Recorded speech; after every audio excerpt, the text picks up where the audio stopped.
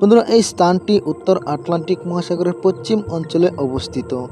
এটি মার্কিন যুক্তরাষ্ট্রের state Florida, Puerto Rico island এবং বারমুডার মাঝখানে অবস্থিত। যেহেতু এই তিনটি অঞ্চল একটি ত্রিভুজ গঠন করে, তাই এই এলাকাটিকে বারমুডা ট্রায়াঙ্গেল বলা হয়। এখন কথা হলো, এই বারমুডা ট্রায়াঙ্গেলের আলোচনা কখন থেকে শুরু হলো বা কখন থেকে মানুষ জানতে পারলো। 1950 সালে ইউএস মিডিয়ার মধ্যে হালকা করে আলোচনা শুরু হয়। কিন্তু মানুষ প্রথমবার বারমুডা ট্রায়াঙ্গেল তখন জানছিল যখন ভ্যান্স গেডিয়ে একটি আর্টিকেল পাবলিশ করে। আর সেখানে উনি লিখেছেন ফ্লোরিডার পাশে 3টি পয়েন্ট মিলে একটি এরিয়া ছিল, আর ওখানে কিছু অদ্ভুত অ্যাক্টিভিটি হচ্ছে। আর যখন উনি এই আর্টিকেল লিখেছেন, সেই আর্টিকেলের নাম দিয়েছেন দ্য ডেডলি বারমুডা ট্রায়াঙ্গেল। এরপর থেকে যখনই এটার বিষয়ে আলোচনা হতো, এটাকে মানুষ বারমুডা ট্রায়াঙ্গেল বলতো। আর তখন থেকে আজ পর্যন্ত এটাকে বারমুডা ট্রায়াঙ্গেল বলা হয়। এই বারমুডা ট্রায়াঙ্গেলের এরিয়াতে সবথেকে বড় অসুবিধা ছিল, যখনই এই এরিয়াতে যেত তখনই রেডিও কাজ করা বন্ধ করে দিত, নয়তো কম্পাস কাজ করা বন্ধ করে দিত। যত ধরনের ইলেকট্রিক ডিভাইস থাকতো সবগুলি নষ্ট হয়ে যেত বা কাজ করা বন্ধ করে দিত। এইগুলিতে প্রায় সময় হতেই থাকতো।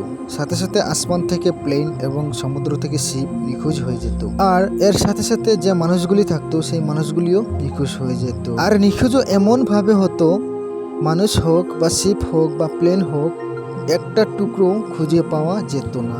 আর এসব দেখে মানুষের মাঝে নানা আলোচনা শুরু হয় এটাকে নিয়ে। কেউ কেউ বলে থাকে এখানে ভূত আছে, আবার কেউ বলে থাকে এখানে এলিয়েন্সের কোনো ইনফ্লুয়েন্স রয়েছে, আবার কেউ বলে এটা ইলুমিনাটির কনস্পিরেসি। কিন্তু কনফার্ম কিছুই হচ্ছিল না। 1888-তে একটি শিপ ছিল যেটার নাম ছিল ইলেন অস্টিন। এটা ইংল্যান্ড থেকে নিউ ইয়র্কের দিকে রওনা দিয়েছিল।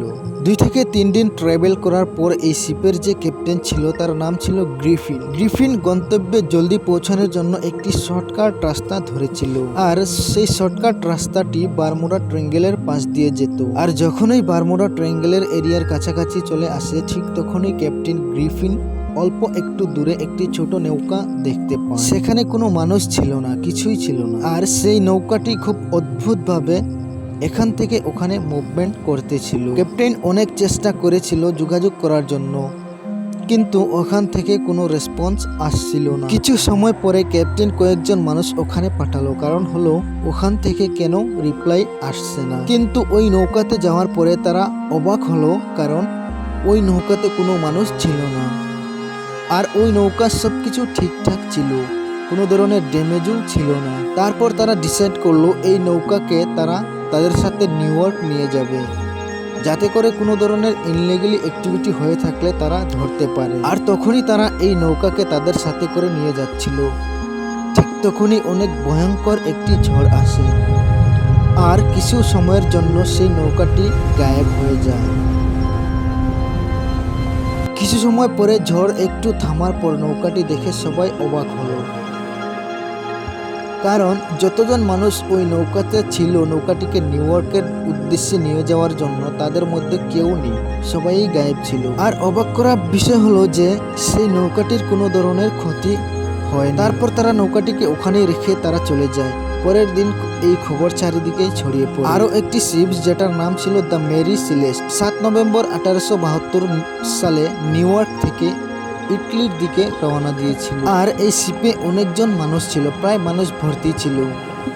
যখনই এই শিপ বারমুডা ট্রায়াঙ্গেলের কাছাকাছি পৌঁছালো, তখনই শিপ গায়েব হয়ে গেল। পরে অনেক খোঁজাখুঁজি করার পরেও শিপটি তখন পাওয়া যায়নি। কিন্তু ঠিক 1 মাস পরে এই শিপটি বারমুডা ট্রায়াঙ্গেলের পাশে সাঁতার কাটতে দেখা গিয়েছে। কিন্তু অবাক করা বিষয় হলো যে শিপের ভিতরের সব বস্তু সবই ঠিকঠাক যেরকম ছিল ঠিক সেরকমই রয়েছে, কিন্তু একজন মানুষও খুঁজে পাওয়া যায়নি। আর আজ পর্যন্ত সেই মানুষগুলোর অস্তিত্ব খুঁজে পাওয়া যায়নি। তারপর 5 ডিসেম্বর 1945 সালের 5টি ফাইটার প্লেনের একটি গ্রুপ ফ্লোরিডা থেকে যাত্রা শুরু করে। তাদের গ্রুপের নাম দেওয়া হয়েছিল ফ্লাইট 19। তাদের এই গ্রুপের মধ্যে সবাই ট্রেনি ছিল, শুধুমাত্র একজন সিনিয়র ছিল যার নাম ছিল চার্লি। তাদের রুট ছিল তারা ফ্লোরিডা থেকে বেরিয়ে চিকেন রক নামে একটি জায়গা আছে, সেখানে তারা বোমা ড্রপ করবে। তারপর তারা গ্র্যান্ড বামাতে গিয়ে ফ্লোরিডাতে ফিরে আসবে। ওই সময় আবহাওয়া ঠিকই ছিল, কিন্তু যখনই তারা ফ্লোরিডা থেকে রওনা দিল 2 ঘন্টা পরেই আবহাওয়া খারাপ হয়ে গেল। তখনই তাদের লিডার চার্লি সিদ্ধান্ত নেয় তারা যাত্রা আর আগে বাড়াবেন না, এখান থেকেই ফিরে যাবেন। চার্লিস নিজের কম্পাসটা বারবার দেখলেন, খারাপ হয়ে গিয়েছিল। চার্লিস নিজের কম্পাসটাকে বারবার দেখলেন, কিন্তু কম্পাসটা কাজ করছিল না। আরও একটি কম্পাস বার করে দেখলেও সেটিও খারাপ ছিল। তারপর উনি ওনার টিমের সাথে যোগাযোগ করেন, তাদেরও কম্পাস কাজ করছিল না। গ্রাউন্ড থেকে যখন ওদেরকে ট্র্যাক করা হয় তখন ওরা দেখতে পায় যে ওদের লাস্ট মেসেজ ছিল এখানে 100 ফুট উপরে কিছু জ্বলতে দেখা যাচ্ছে।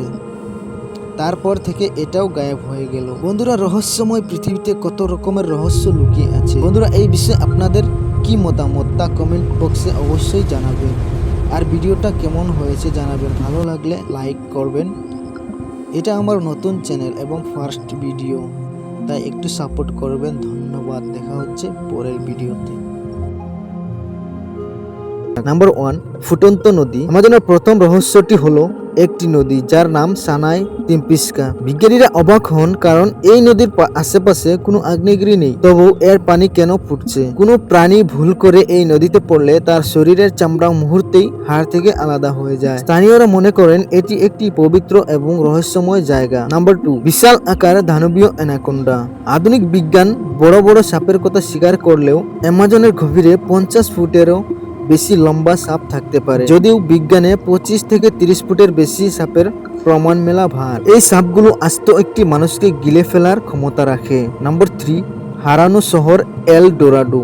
শতাব্দীর পর শতাব্দী ধরে মানুষ মনে করত অ্যামাজনের ভিতরে একটি সোনার শহর লুকিয়ে আছে।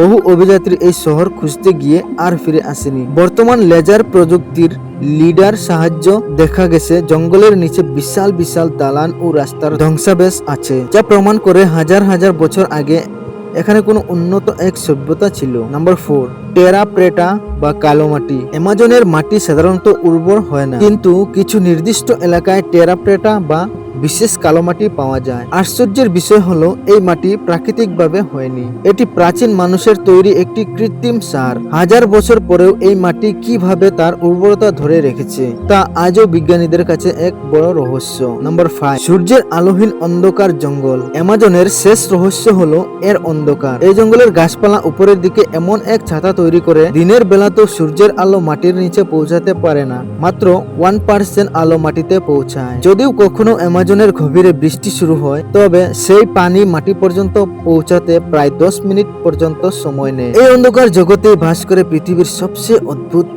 সব প্রাণী। বন্ধুরা, এই 5টি রহস্যের মধ্যে কোনটি আপনার কাছে সবচেয়ে ভয়ঙ্কর মনে হয়েছে? অ্যামাজনের এই রহস্যগুলো কি কোনোদিন উন্মোচিত হবে? আপনার মতামত কমেন্টে জানান। ভিডিওটি ভালো লাগলে লাইক দিন এবং আমাদের চ্যানেলটি সাবস্ক্রাইব করে এই রোমাঞ্চকর যাত্রায় আমাদের সঙ্গী হন। ধন্যবাদ। দেখা হচ্ছে পরবর্তী ভিডিওতে। ভাবুন তো, আপনি এমন এক জায়গায় পা রাখলেন যেখান থেকে জীবিত ফিরে আসা অসম্ভব। আমাদের এই পৃথিবীতে এমন কিছু জায়গা আছে যেখানে সাধারণ মানুষ তো দূরের কথা, সরকার বা সেনাবাহিনীও যেতে ভয় পায়। কেন এই জায়গাগুলো মানচিত্র থেকে মুছে দিতে চায় বিশ্ব নেতারা? বন্ধুরা, আজ আমরা উন্মোচন করব পৃথিবীর 5টি সবচেয়ে নিষিদ্ধ এবং ভয়ঙ্কর স্থানের রহস্য। নাম্বার 1, সেন্টিনেল দ্বীপ। আন্দামান সাগরের এই দ্বীপে এমন এক আদিবাসী গোষ্ঠী থাকে যারা বাইরের পৃথিবীর সাথে কোনো যোগাযোগ রাখেনি। কেউ সেখানে যাওয়ার চেষ্টা করলেই তারা তীরের বৃষ্টি দিয়ে স্বাগত জানায়। বর্তমান এই জায়গাটি আইনত নিষিদ্ধ রয়েছে। Number 2, snake island, Brazil. এখানে প্রতি বর্গমিটারে 1 থেকে 5টি করে বিষাক্ত সাপ থাকে। এখানকার গোল্ডেন লাঞ্চহেড ভাইপারের বিষ এতটাই মারাত্মক যে তা মানুষের মাংসকে গলিয়ে দিতে পারে। ব্রাজিল সরকার এখানে সাধারণ মানুষের প্রবেশ নিষিদ্ধ করেছে। Number 3, area 51, America. নেভাদা মরুভূমির এই জায়গাটি নিয়ে জল্পনার কোনো শেষ নেই। অনেকে বিশ্বাস করেন এখানে এলিয়েন এবং ইউএফও নিয়ে গবেষণা করা হয়। এখানে অনুমতি ছাড়া প্রবেশ করলে সরাসরি গুলি করার নির্দেশ রয়েছে। নাম্বার 4, পবেগ্লিয়া দ্বীপ, ইতালি। একে বলা হয় পৃথিবীর সবচেয়ে অভিশপ্ত দ্বীপ। এক সময় এখানে প্লেগ রোগীদের নির্বাসন দিয়ে পুড়িয়ে মারা হতো। বলা হয় এখানে এখনো হাজার হাজার মানুষের কঙ্কাল আর অতৃপ্ত আত্মা ঘুরে বেড়ায়। বন্ধুরা, এই জায়গাগুলির মধ্যে আপনি কোনটি সম্পর্কে আগে থেকে জানতেন? আর আপনি যদি এমন রহস্যময় ভিডিও নিয়মিত দেখতে চান তবে নেচার ফ্যাক্ট বাংলা চ্যানেলটি এখনই সাবস্ক্রাইব করুন। Number 5, global seed vault. এটি কোনো ভুতুড়ে জায়গা নয়, বরং মানব সভ্যতার শেষ রক্ষা কবচ। বরফের পাহাড়ের নিচে তৈরি এই ভল্টে পৃথিবীর সব ফসলের বীজ রাখা হয়েছে। যদি কোনোদিন পৃথিবী ধ্বংস হয়ে যায় তবে এখান থেকে বীজ নিয়ে আবার নতুন করে জীবন শুরু করা হবে। এখানে সাধারণ মানুষের প্রবেশ কঠোরভাবে নিষিদ্ধ রয়েছে। বন্ধুরা, এই 5টি জায়গার মধ্যে কোনটি আপনার কাছে সবচেয়ে রহস্যময় মনে হয় আমাদের জানাতে ভুলবেন না। ভিডিওটি ভালো লাগলে লাইক দিন এবং আপনার বন্ধুদের সাথে শেয়ার করুন। দেখা হবে পরের ভিডিওতে। ধন্যবাদ। বন্ধুরা, নিউটনের মাথায় আপেল পড়ার পর থেকে আমরা জানি যে পৃথিবী সবকিছু নিজের দিকে টানে, কিন্তু মহাবিশ্ব আমাদের জন্য এমন কিছু ধাঁধা রেখে গেছে যা আজও রহস্যময়। আপনি কি কল্পনা করতে পারেন এমন কোনো জায়গা যেখানে পানি ঢাললে তা নিচে না গিয়ে উপরের দিকে বয়, বা যেখানে গাড়ি বন্ধ করে রাখলে তা পাহাড়ের উপরের দিকে 20 কিলোমিটার গতিতে ছুটতে থাকে? আজ আমরা আলোচনা করব পৃথিবীর এমন 5টি স্থান নিয়ে যেখানে বিজ্ঞানের চেনা সূত্রগুলো আর কাজ করে না। চলুন শুরু করা যাক। নাম্বার 5, রিভাস জলপ্রপাত, নানানে ঘাট, ভারত। ভারতের মহারাষ্ট্রে অবস্থিত এই জলপ্রপাতটি পর্যটকদের কাছে একটি বড় বিস্ময়। এখানকার পানি পাহাড়ের উপর থেকে নিচে পড়ার পরিবর্তে তীব্র বেগে আকাশের দিকে উড়ে যায়। আবহাওয়াবিদ এবং বিজ্ঞানীরা এই রহস্য সমাধানের চেষ্টাও করেছেন। তাদের মতে বর্ষাকালে পশ্চিমা ঘাটের এই এলাকায় বাতাসের গতিবেগ অনেক বেশি থাকে। বাতাসের এই প্রবল ঊর্ধ্বমুখী চাপ জলপ্রপাতের পানির গতির চেয়েও শক্তিশালী হয়, ফলে পানি নিচে পড়ার জায়গা পায় না এবং উপরের দিকে ধাবিত হয়। যদিও এটি কোনো জাদুকরী ঘটনা নয়, তবু এটি দেখা যে কোনো মানুষের জন্য এক অবিশ্বাস্য অভিজ্ঞতা। Number 4, mount Aragats, Armenia. আর্মেনিয়ার এই পাহাড়টি বিজ্ঞানীদের রাতের ঘুম কেড়ে নিয়েছে। এখানে যদি আপনি পাহাড়ের ডালে গাড়ি নিউট্রালে রেখে দেন তবে সেটি নিচের দিকে গড়িয়ে না গিয়ে অদ্ভুতভাবে পাহাড়ের চূড়ার দিকে এগোতে থাকে। বিজ্ঞানীদের মতে এই জায়গায় একটি শক্তিশালী গ্র্যাভিটেশনাল অ্যানোমালি বা মধ্যাকর্ষণ বিস্তৃতি থাকতে পারে। তাদের মতে মাটির নিচের বিশেষ কোনো পাথরের গঠন মধ্যাকর্ষণের টানকে সাময়িকভাবে বিভ্রান্ত করে। আবার অনেক বিজ্ঞানী একে গ্র্যাভিটি হিল বা চোখের বিভ্রমও বলেন, অর্থাৎ রাস্তাটি আসলে নিচের দিকে, কিন্তু পাহাড়ি পরিবেশের কারণে আমাদের মস্তিষ্ক একে উপরের দিকে মনে করে। নাম্বার 3, ক্যালিফোর্নিয়ার সান্তা ক্রুজ মিস্ট্রি স্পট। 1939-এ আবিষ্কৃত এই জায়গাটি পর্যটন আকর্ষণের শীর্ষে।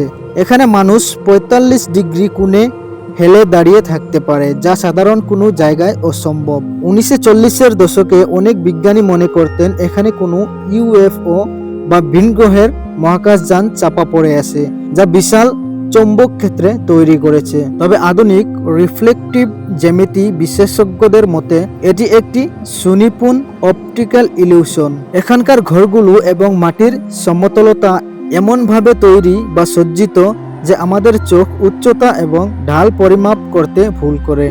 কিন্তু আজও পর্যটকরা এখানে এলে এক অদ্ভুত মাথা ঝিমঝিম করার অনুভূতি পান, যা বিজ্ঞান পুরোপুরিভাবে ব্যাখ্যা করতে পারেনি। Number 2, the golden rock. এটি পৃথিবীর অন্যতম ভারসাম্যপূর্ণ বিস্ময়। বিশাল একটি পাথর পাহাড়ের একেবারে কিনারে সামান্য স্পর্শ করে টিকে আছে। বিজ্ঞানীদের মতে এই পাথরটি প্রাকৃতিকভাবেই এই অবস্থায় আছে, তবে এর ভারসাম্য বজায় থাকার পেছনে কাজ করছে সেন্টার অফ গ্র্যাভিটি, অর্থাৎ পাহাড়ের ওজন এমনভাবে বিন্যস্ত যে তার ভারসাম্য বিন্দুটি পাহাড়ের উপর স্থির হয়ে আছে। যদিও বিজ্ঞান বলে এটি নিছক ভারসাম্য, কিন্তু স্থানীয়রা বিশ্বাস করেন যে আধ্যাত্মিক শক্তি একে ধরে রেখেছে। আশ্চর্যের বিষয় হলো গত কয়েক হাজার বছর বড় বড় ভূমিকম্পও একে নাড়াতে পারেনি। 1 নম্বরে আছে ভারতের লাদাখের ম্যাগনেটিক হিল। এটি পর্যটকদের কাছে স্বর্গীয় সড়ক নামে পরিচিত। এখানে গাড়ি রেখে দিলে তা নিজে নিজেই পাহাড়ের দিকে চলতে শুরু করে। বিজ্ঞানীদের মতে এখানে 2টি মতবাদ প্রচলিত। প্রথমটি হলো চৌম্বকীয় শক্তি। অনেকে মনে করেন পাহাড়ের ভেতর প্রচুর পরিমাণে লোহা এবং চৌম্বকীয় পদার্থ আছে যা গাড়িকে টানতে থাকে। তবে দ্বিতীয় এবং অধিক গ্রহণযোগ্য মতটি হলো অপটিক্যাল ইলিউশন হিল। আশেপাশের পাহাড়ের দিগন্ত রেখা এমনভাবে মিশেছে যে আমাদের মনে হয় রাস্তাটি উপরে উঠেছে, অথচ বাস্তবে সেটি নিচে নামছে।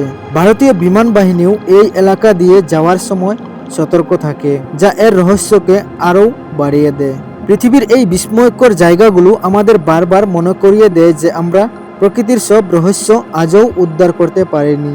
আপনার কি মনে হয়, এগুলো কি শুধুই চোখের ভুল, নাকি সত্যিই এখানে বিজ্ঞানের নিয়ম কাজ করে না? আপনার মতামত কমেন্টে আমাদের জানান। ভিডিওটি ভালো লাগলে লাইক দিয়ে বন্ধুদের সাথে শেয়ার করুন। আপনি কি ভাবতে পারেন এমন কোনো সমাজের কথা যেখানে বিয়ের পর স্বামী তার স্ত্রীকে অন্য পুরুষের সাথে শেয়ার করে, অথবা এমন কোনো দেশ যেখানে একজন নারীর আইনত 2-3 জন স্বামী থাকে এবং তারা সবাই একই ছাদের নিচে সুখে শান্তিতে বসবাস করে? আজ আমরা এমন কিছু দেশের অদ্ভুত অ্যাডাল্ট কালচার নিয়ে কথা বলবো যা আপনার সাধারণ জ্ঞানকে চ্যালেঞ্জ করবে। শুরুতেই আসা যাক হিমালয়ের কুলে। এখানে যদি এক পরিবারের বড় ভাই বিয়ে করে তবে সেই স্ত্রী ছোট ভাইদের স্ত্রী হিসাবে গণ্য হন। হ্যাঁ, আপনি ঠিকই শুনছেন, এক স্ত্রী এবং 3-4 জন স্বামী, যারা আসলে একে অপরের ভাই। তারা কেন এমনটা করে? আর সবচেয়ে মজার ব্যাপার হলো, ঘরের আসল কর্তা কে তা নিয়ে তাদের মধ্যে কোনো ঝগড়াও হয় না।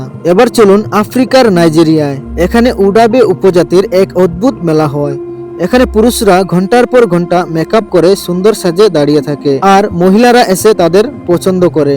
এমনকি কোনো বিবাহিত নারী যদি অন্য কোনো পুরুষকে পছন্দ করে ফেলে তবে সে আগের স্বামীকে ছেড়ে তার সাথে চলে যেতে পারে, আর আগের স্বামী এতে একটুও রাগ করে না, বরং সেও নতুন কাউকে খোঁজার সুযোগ পায়। ভুটানের নাইট হান্টিং। আমাদের প্রতিবেশী দেশ ভুটানে এক সময় এক অদ্ভুত প্রথা ছিল যার নাম নাইট হান্টিং। এখানে ছেলেরা রাতে জানালা দিয়ে বা গোপনে প্রেমিকার ঘরে ঢুকে পড়ত। যদি ধরা পড়তো তবে তাকে হয় ওই মেয়েকে বিয়ে করতে হতো অথবা ওই পরিবারের কাজ করে দিতে হতো। যদিও এখন আধুনিকতার ছোঁয়ায় এটি কমে এসেছে, তবে গ্রামের দিকে এখনো এর গল্প শোনা যায়। এরপরে আসি অ্যামাজন জঙ্গলের উপজাতি ও ওপেন ম্যারেজ। অ্যামাজনের কিছু ট্রাইবাল গ্রুপ বিশ্বাস করে যে একটি শিশু যখন জন্মায় তখন তার শরীরে যত বেশি পুরুষের অংশ থাকবে সে তত শক্তিশালী হবে। তাই সেখানে একজন নারীর একাধিক সঙ্গীর সাথে থাকাটা খুব স্বাভাবিক হিসাবে দেখা হয়। তাদের সমাজ পরকীয়া বলে কোনো শব্দ নেই। বন্ধুরা, আমাদের দেশের কালচারে এগুলো ভাবা অসম্ভব হলেও পৃথিবীর অনেক জায়গায় এটাই নিয়ম। আপনার কি মনে হয়, আমাদের দেশে এমন নিয়ম থাকলে কি হতো? কমেন্টে আপনার মজাদার মতামত আমাদের জানান। ভিডিওটি ভালো লাগলে বন্ধুদের সাথে শেয়ার করুন আর সাবস্ক্রাইব করতে একদম ভুলবেন না। দেখা হচ্ছে পরের ভিডিওতে। ধন্যবাদ।